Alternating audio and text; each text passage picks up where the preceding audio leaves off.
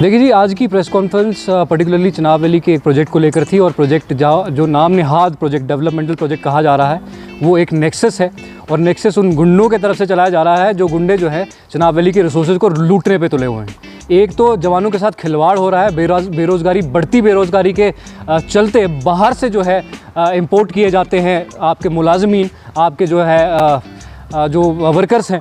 उसके बाद जो है इस नेक्सस के थ्रू लोगों को परेशान भी किया जा रहा है। आप देख रहे होंगे कि जिस तरह से एक प्रोजेक्ट आपके सामने जो है यहाँ से कुछ ही किलोमीटर्स की दूरी पर आपका खिलैनी में एक टनल प्रोजेक्ट है।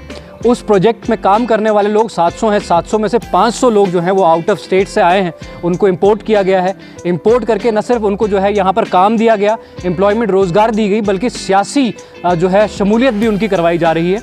आज इस सियासी शमूलियत का एक नमूना आपने देखा कि यहाँ के जो फॉर्मर एमएलए डोडा परिहार साहब, शक्ति राज परिहार ने एक मीटिंग ली अपने रेजिडेंस पे, जहाँ पर इनकी यूनियन के लोग जो हैं वहाँ पर मौजूद थे। और इस यूनियन के लोग साथ साथ ये बाहर के लोग जो हैं जिनको शायद अब स्यूडो सो कॉल्ड वोटर्स बनाने की कोशिश कर रही है भाजपा, ताकि अपनी जो है डूबती हुई कुछ कश्ती को बचा सके।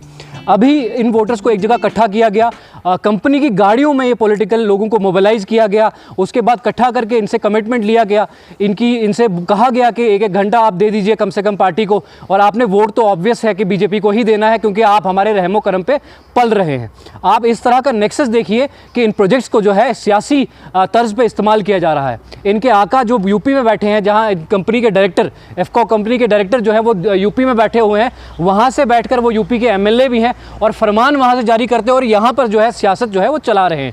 एक तो हमारे लोगों को रोज़गार नहीं मिली, 700 में से 500 जो है हमारे जो बाहर से इंपोर्ट किए और यहाँ पर 200 लोगों को बड़ी मुश्किल से रोज़गार दी, वो भी इनके जो है वो फेवरेट बायस्ड जो अप्रोच लेके उनको जो है वो सिलेक्ट किया गया काम के लिए, जॉब के लिए।